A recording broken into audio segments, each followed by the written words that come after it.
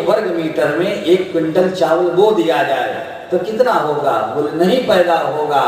और भूसी लगा हुआ चावल का जो एक प्रमाण है भाई, 1 बीघा खेत में 1 किलो 2 किलो 5 किलो बो दिया जाए तो उसमें फसल तैयार हो जाती। इसी प्रकार पति और पत्नी का संबंध ऐसा ही पत्युर्नो यज्ञ संयोगे, पति पत्नी का विवाह हुआ तो यज्ञ के लिए ही है।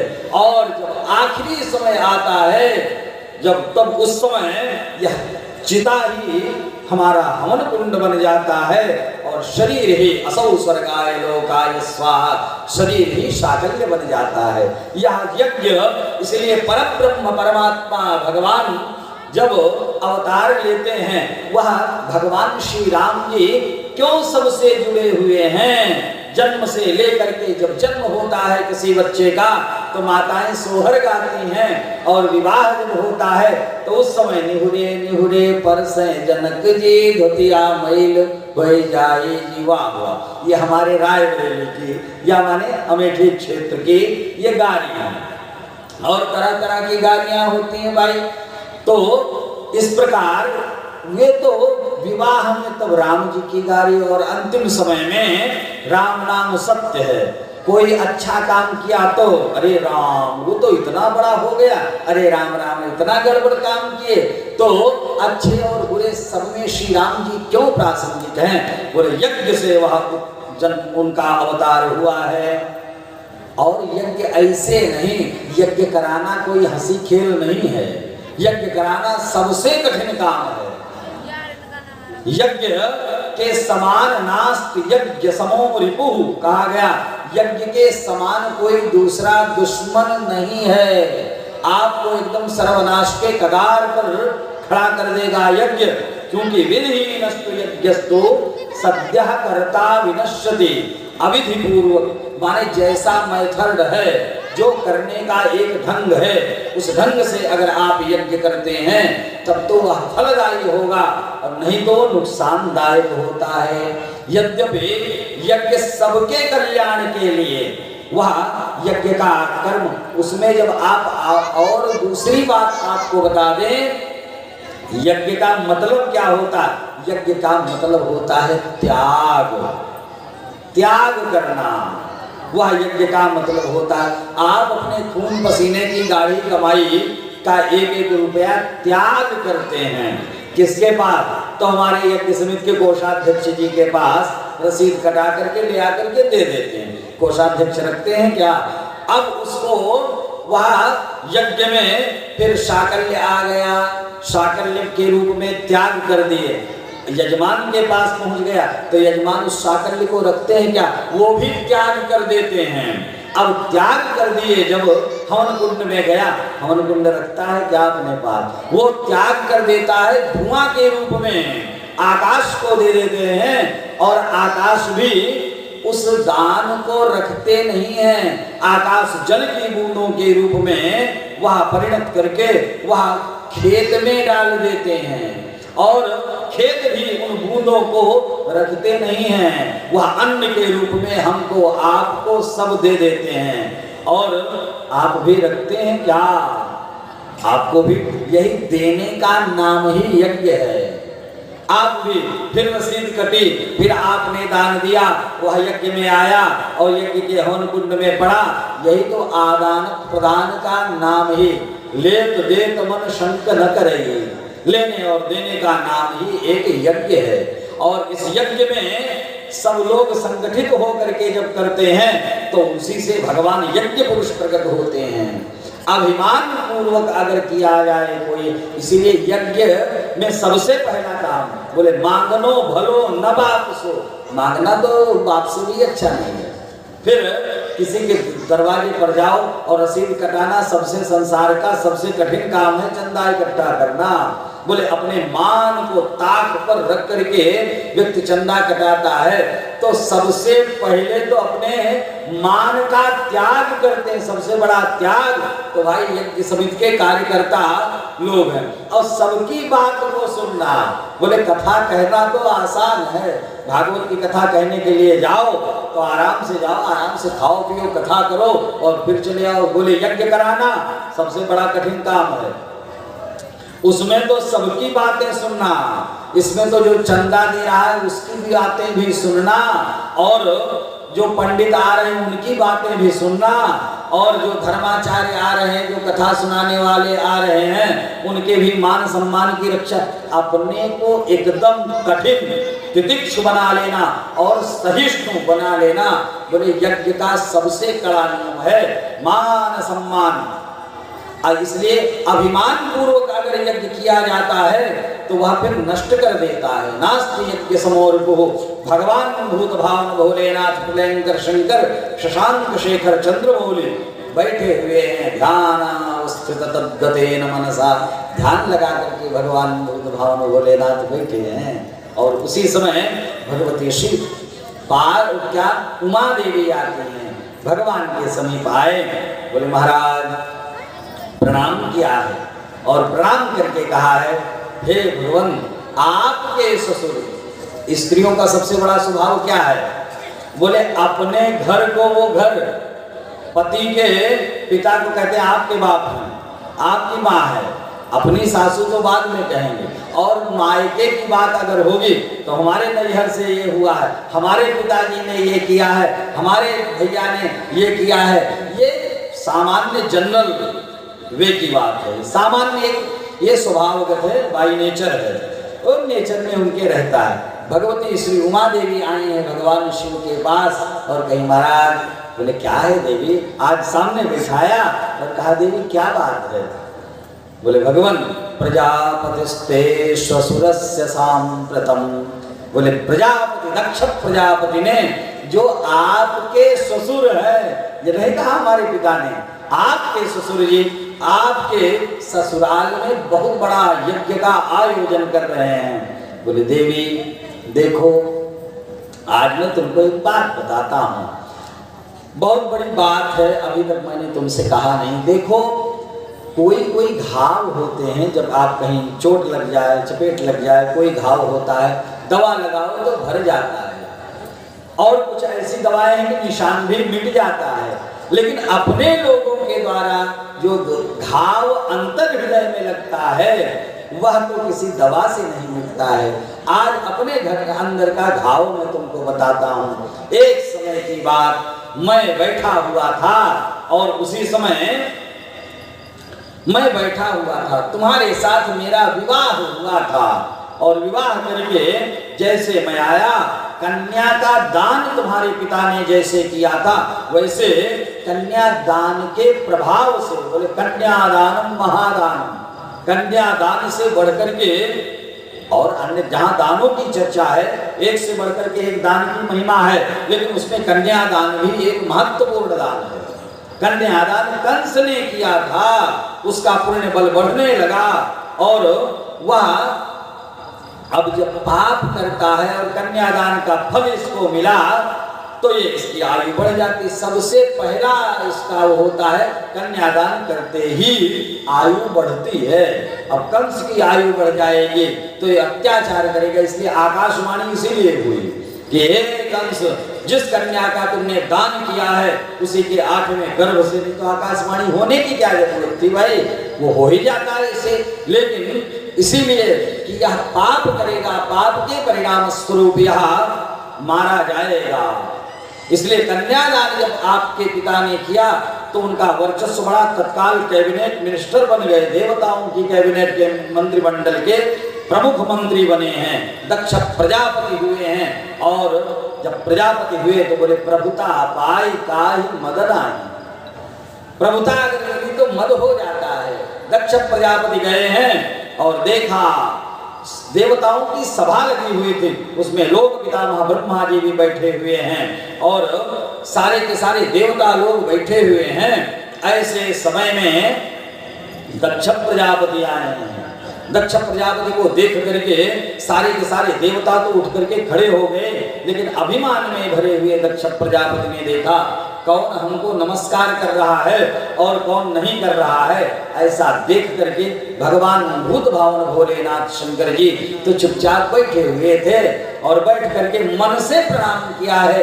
लेकिन अभिमान में भरे हुए दक्ष प्रजापति ने उनके मन के द्वारा किए गए प्रणाम को स्वीकार नहीं किया और डांटते हुए कहा है, ततः समृगशावाक्षीं पाणिं मरकटलोचनः। कहा तो मेरी प्यारी बिटिया इतनी ऐसी सुंदर, जिसकी आंखें हिरनी जैसी और ये बंदर के आंख वाला ये शंकर, कहा तो इसका और मेरी बेटी का कोई जोड़ नहीं था। मैंने अपनी कन्या का दान इसके हाथ में दिया है और एष में शिष्यताम प्राप्तः यो मे दुहितुरग्रही। या तो मेरा चेला हो गया, जितने दामाद हैं सब अपने अपने ससुर के चेला होते हैं। जितने दामाद शास्त्रीय दृष्टिकोण से देखा जाए तो यद्यपि वर तो श्रेष्ठ होता है, वर का मतलब है श्रेष्ठ है, किसी श्रेष्ठ के हाथ में अपनी कन्या का दान देना। और यहाँ तो कहा भैया सबसे बड़ा झंझट दामाद का है। दामाद का मतलब है जिसको देख करके दम आधा हो जाए, ऐसा दामाद। इसको ग्रह भी कहा गया। नवग्रह है, नवग्रह में 10वां ग्रह दामाद को कहा गया। बोले दामाद ये 10वां ग्रह कैसे है? बोले भैया सब ग्रह में 12 राशि मेष वृष मिथुन कर्क सिंह कन्या तुला वृश्चिक धर्म कर कुंभ मीन, ये 12 राशियों पर नवग्रह चलते रहते हैं। और लेकिन ये 10वां ग्रह कैसा है? और सभी ग्रहों के अलग अलग रूप हैं। जैसे सूर्य ग्रह हैं, उनका एक लाल रंग के हैं और घोड़े 7 घोड़े हैं, इनके रथ पर बैठे रहते हैं। जब आप किसी ग्रह का ध्यान करेंगे तो कैसा सफेद रंग के चंद्रमा हैं और भेड़ के ऊपर भेड़ उड़ की सवारी है, सबकी अलग अलग। तो यह 10वां ग्रह कैसा है? बोले 10वां ग्रह जामाता 10वां ग्रह, ये दामाद तो 10वां ग्रह है। बोले कैसा ग्रह है? बोले यह ग्रह का रूप कैसा? बोले सदा वक्रः, हमेशा ये टेढ़े रहता है और सदा क्रूरः, ये हमेशा इतना क्रूर रहता है, कितनों दे दो ये हमेशा चाहता ही रहता है, चाहता ही रहता है। अब मेला देखने जाओ, वहां दामाद जी मिल गए तो वहां कुछ ना कुछ दो। अब यज्ञ में गए तो यज्ञ में अगर कहीं घूमते घामते दामाद जी मिल गए तो वहां पर भी कुछ दो। और सदा पूजा अपेक्षते, यह ऐसा ग्रह है सदैव ये पूजा ही चाहता है। और क्या क्या है? बोले और ग्रह तो राशि बदलते हैं, लेकिन ये 10वां ग्रह ऐसा है, कन्या राशि स्थितो नित्यम जामाता 10वां ग्रह। बोले कन्या राशि के ऊपर सदैव रहने वाला ये 10वां ग्रह है।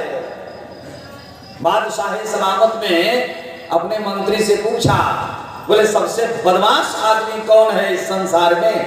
बोले हुजूर दामाद। अच्छा, तो बोले जितने दामाद हैं सबको फांसी पर चढ़ा दिया जाए, ये बदमाशों की कोई जरूरत नहीं है। अब तो कहा ठीक है हुजूर। अब तो देखा भाई वो बहुत बड़ा स्टेडियम था, मैदान, उसमें फांसी के फंदे झूल रहे हैं। अब झूल रहे हैं और तब कहा सारी तैयारी हो चुकी फांसी देने के लिए। बोले हाँ हुजूर, अब उद्घाटन करने आप भी चलिए।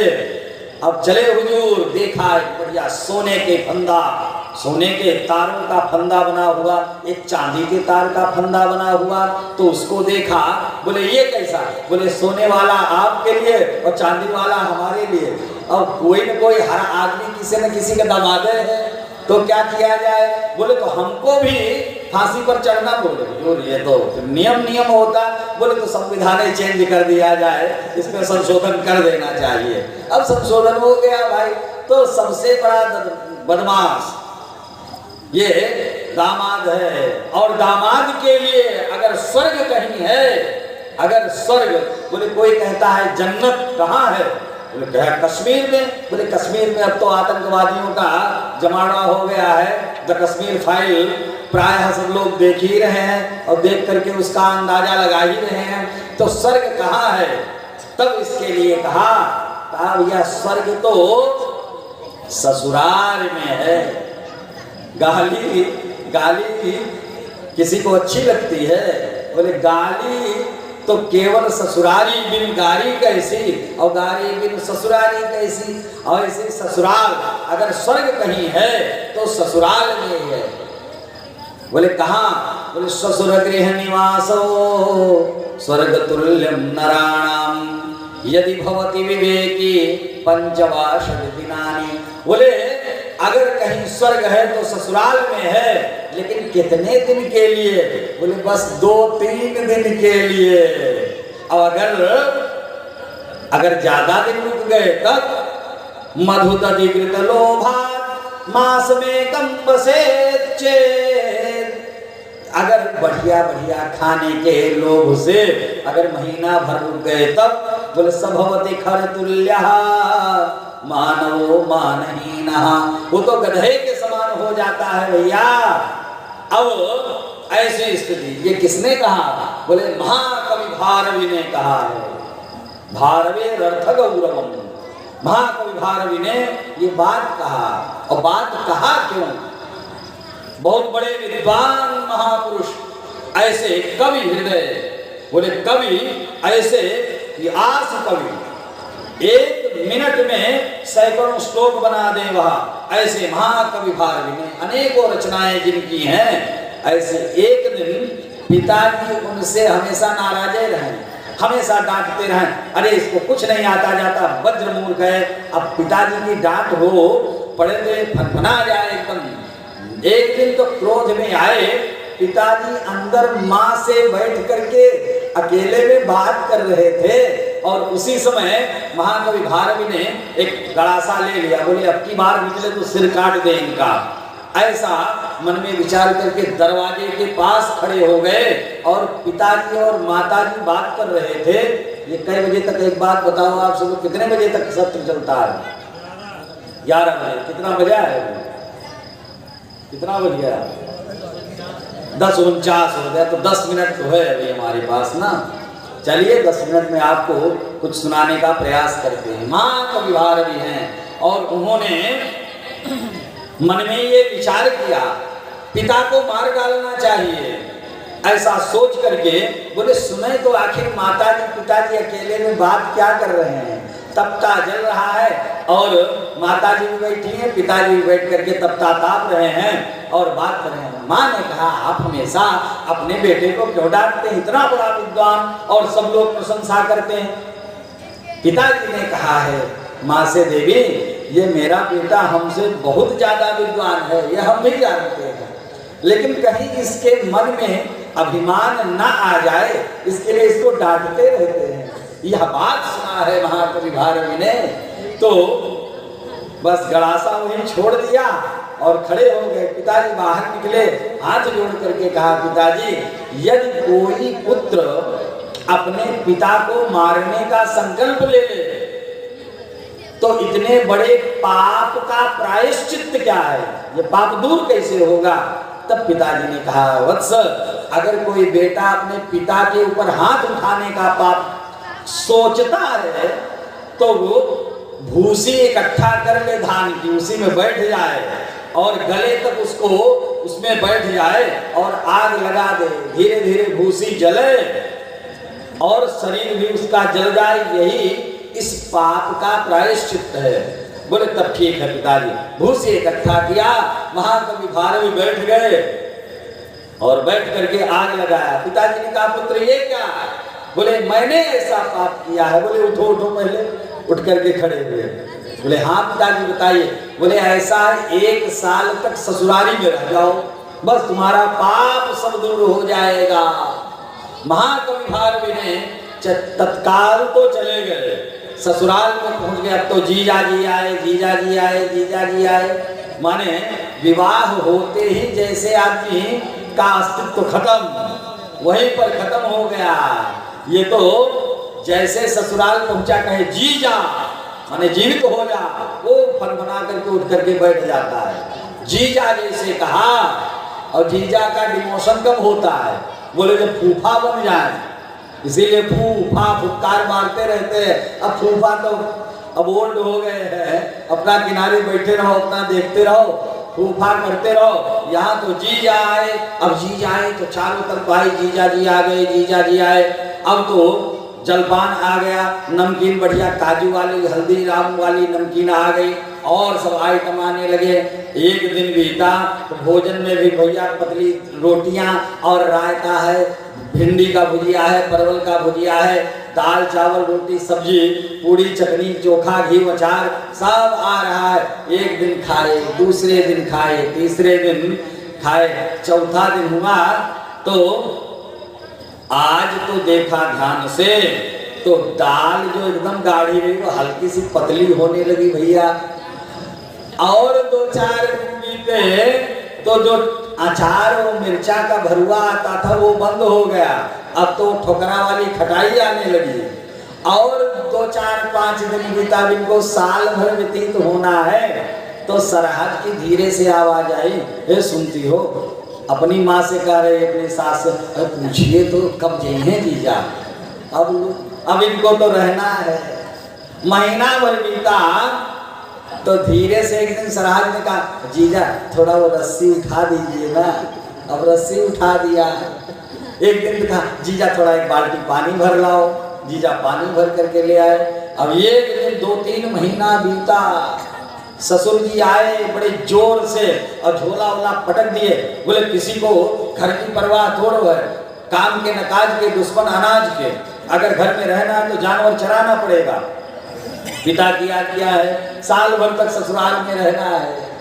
महाकवि भारवी वो अब अपना गाय भैंस पर ले लिए, अपना चराना शुरू कर दिए। चरा रहे हैं, साल भर लगभग बीतने लगा। कपड़े मैले कुचैले हो गए, दाढ़ी बढ़ गई है, डंडा लेकर के, लेकिन शास्त्र चिंतन उनका वो बराबर स्वाध्यायशील है। पढ़ने वाला व्यक्ति तो कहीं पर भी पढ़ता है, उसको सुख से कोई मतलब नहीं है। सुखा सैकड़ों श्लोक बना दे वह, ऐसे महाकवि भारवी ने अनेकों रचनाएं जिनकी हैं। ऐसे एक दिन पिताजी उनसे हमेशा नाराजे रहे, हमेशा डांटते रहे, अरे इसको कुछ नहीं आता जाता, वज्र मूर्ख है। अब पिताजी की डांट हो पड़े तो फनफना जाए एकदम। एक दिन तो क्रोध में आए, पिताजी अंदर माँ से बैठ करके अकेले में बात कर रहे थे और उसी समय महाकवि भारवी ने एक गड़ासा ले लिया। बोले अब की बार निकले तो सिर काट दे इनका। ऐसा मन में विचार करके दरवाजे के पास खड़े हो गए और पिताजी और माताजी बात कर रहे थे। ये कई बजे तक, एक बात बताओ आप सब, कितने बजे तक सत्र चलता है? 11 बजे। कितना बजा है? कितना बज गया? 10:49 हो गया। तो 10 मिनट तो है अभी हमारे पास ना। चलिए 10 मिनट में आपको कुछ सुनाने का प्रयास करते हैं। महाकवि भारवी हैं और उन्होंने मन में ये विचार किया, पिता को मार डालना चाहिए। ऐसा सोच करके बोले सुने तो आखिर माताजी पिताजी अकेले में बात क्या कर रहे हैं। तपता जल रहा है और माताजी भी बैठी हैं, पिताजी भी बैठ करके तपता ताप रहे हैं और बात कर रहे हैं। माँ ने कहा, आप हमेशा अपने बेटे को क्यों डांटते हैं, इतना बड़ा विद्वान और सब लोग प्रशंसा करते हैं। पिताजी ने कहा है, माँ से देवी ये मेरा बेटा हमसे बहुत ज्यादा विद्वान है, ये हम भी जानते हैं, लेकिन कहीं इसके मन में अभिमान न आ जाए इसके लिए इसको डांटते रहते हैं। यह बात सुना है महाकवि भारवी ने तो बस गड़ासा वहीं छोड़ दिया और खड़े हो गए। पिताजी बाहर निकले, हाथ जोड़ करके कहा, पिताजी यदि कोई पुत्र अपने पिता को मारने का संकल्प ले ले तो इतने बड़े पाप का प्रायश्चित क्या है, ये पाप दूर कैसे होगा।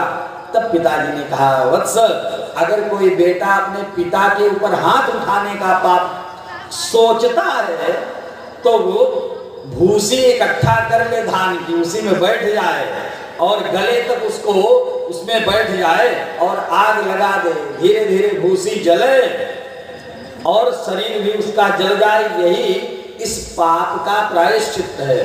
बोले तब ठीक है पिताजी। भूसी इकट्ठा किया, महाकवि भारवी बैठ गए और बैठ करके आग लगाया। पिताजी ने कहा, पुत्र ये क्या है? बोले मैंने ऐसा पाप किया है। बोले उठो उठो, पहले उठ करके खड़े हुए। बोले हाँ पिताजी बताइए। बोले ऐसा है 1 साल तक ससुराली में रह जाओ, बस तुम्हारा पाप सब दूर हो जाएगा। महाकवि भारवी ने तत्काल तो चले गए, ससुराल में पहुंच गया तो जीजा जी आए, जीजा जी आए, जीजा जी आए। माने विवाह होते ही जैसे आदमी का अस्तित्व खत्म, वहीं पर खत्म हो गया।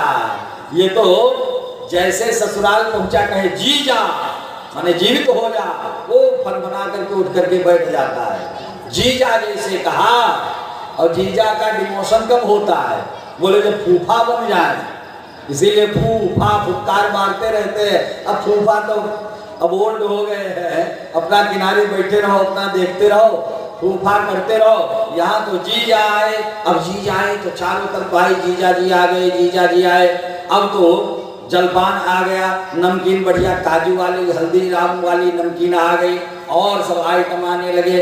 एक दिन बीता तो भोजन में भी भैया पतली रोटियां और रायता है, भिंडी का भुजिया है, परवल का भुजिया है, दाल चावल रोटी सब्जी पूरी चटनी चोखा घी अचार सब आ रहा है। एक दिन खाए, दूसरे दिन खाए, तीसरे दिन खाए, चौथा दिन हुआ तो आज तो देखा ध्यान से तो दाल जो एकदम गाढ़ी रही वो हल्की सी पतली होने लगी भैया। और 2-4 दिन बीते तो जो अचार और मिर्चा का भरुआ आता था वो बंद हो गया, अब तो ठोकरा वाली खटाई आने लगी।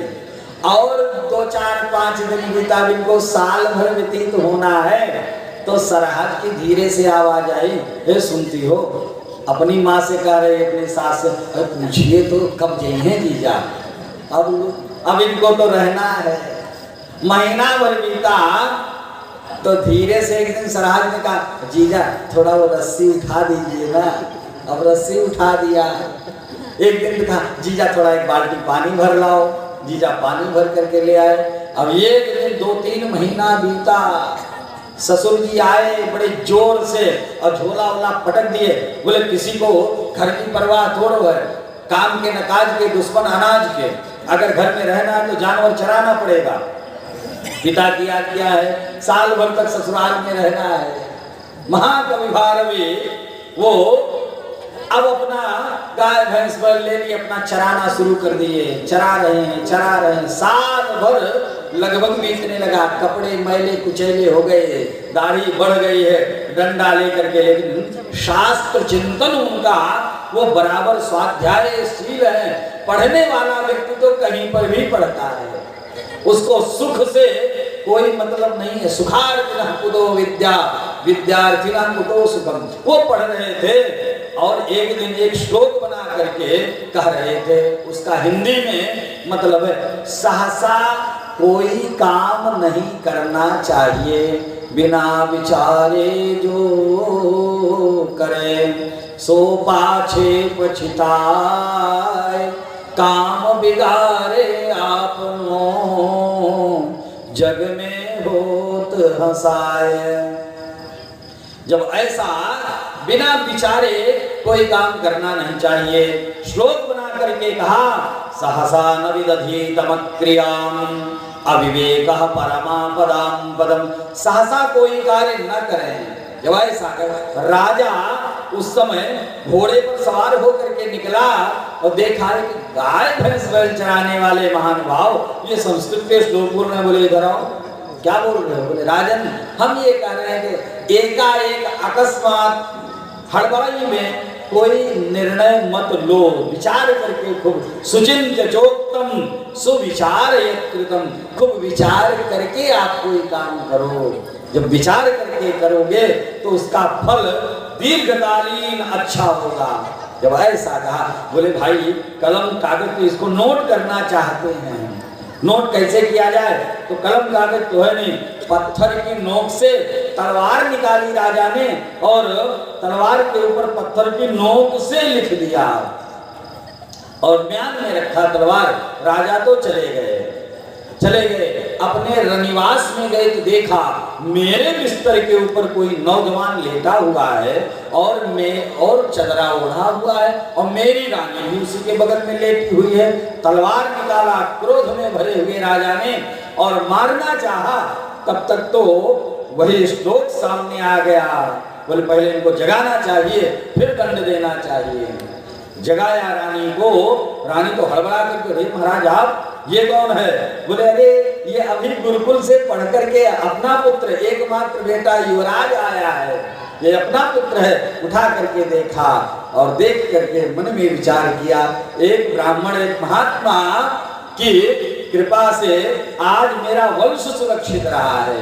तत्काल राजा उनसे दोबारा मिलने के लिए गए। बोले आप राज के राजगुरु बन जाओ। सो राजगुरु बने हैं। कहने का तात्पर्य ऐसे हैं, बात तो दामाद के ऊपर चली।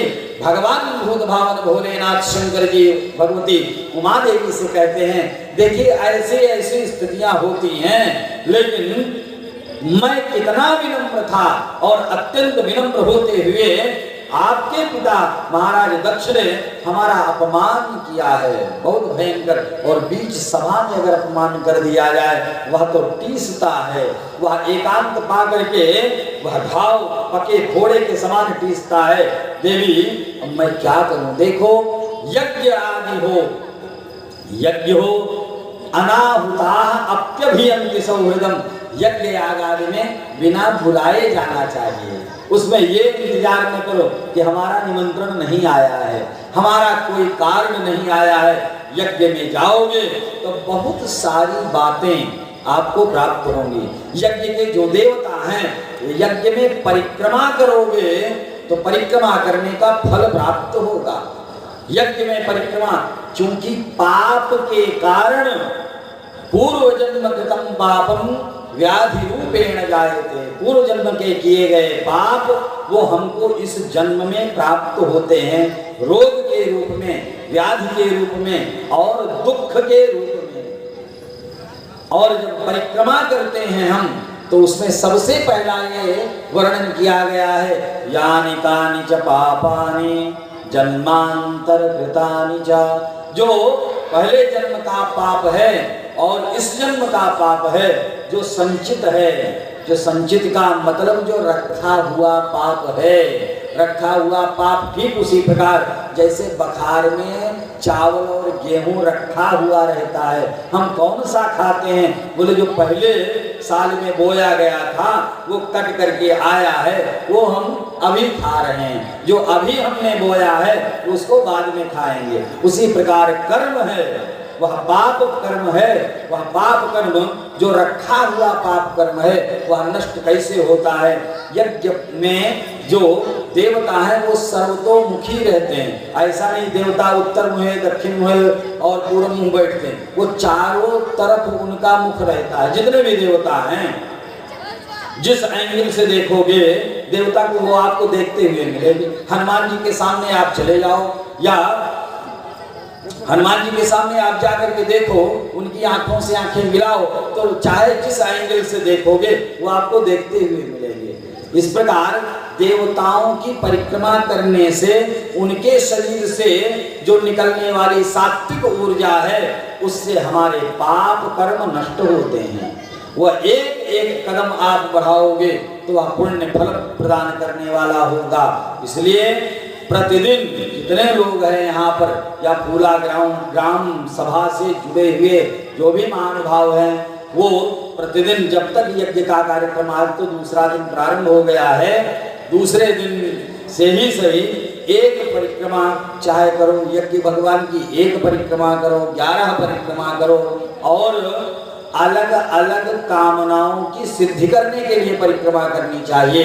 हमारे मन में किसी को पुत्र चाहिए, किसी को संपत्ति चाहिए, किसी को शांति चाहिए, किसी को सुख चाहिए, किसी को अपना दुख दूर करना है, किसी को रोग की निवृत्ति है करना है, तो वो चीजें अपना अगर किसी को, अब तो हमको भाई 2-4-6 दिन आप सबके मध्य में रहेंगे तो ये आप पूछ सकते हैं आकर के, तो लिख करके वो मंत्र दे देंगे। वही मंत्र पढ़ते हुए 10 बार, 11 बार, 21 बार, 108 बार जितने परिक्रमा करना हो, और वो चीज आपको बता देंगे कि आपको जौ लेकर के, गेहूं और सरसों का दाना लेकर के नहीं करना है, आपको कौन सा पदार्थ लेकर के किस काम की सिद्धि के लिए आपको करना है। तो आप परिक्रमा जब करेंगे तो उसका लाभ आपको प्राप्त हो, क्योंकि यह यज्ञ न हमारे लिए है न यज्ञाचार्य जी के लिए है, यहाँ हमारे लिए भी है और आपके लिए भी है। यज्ञ एक सार्वजनिक कार्यक्रम है और मंदिर सबका होता है, इसलिए हम आपके हैं, आप हमारे हैं और मंदिर आपका है और आप मंदिर के हैं। ऐसी भावना के साथ आप सब लोग आज की बात हम यहीं पर विराम करते हैं और कल सही समय से दोपहर में भी तो कार्यक्रम होता ही है, तो दोपहर में भी कार्यक्रम होगा। तो कुछ कथाओं के माध्यम से, कथा है, प्रवचन है, उपदेश है, ये सब कुछ अच्छे। डरना उस दिन से चाहिए जब साधुओं की गाड़ी आपके दरवाजे पर न रुके, इस दिन से डरो। कोई संत महात्मा साधु महापुरुष आपके यहाँ पर आते रहें, ऐसी पात्रता हमारे अंदर रहनी चाहिए। और भाई यज्ञ समिति का प्रयास हम तो नहीं, सो हम तो बहुत हल्के में ले रहे थे कि भाई ये सब लोग देखो इस बार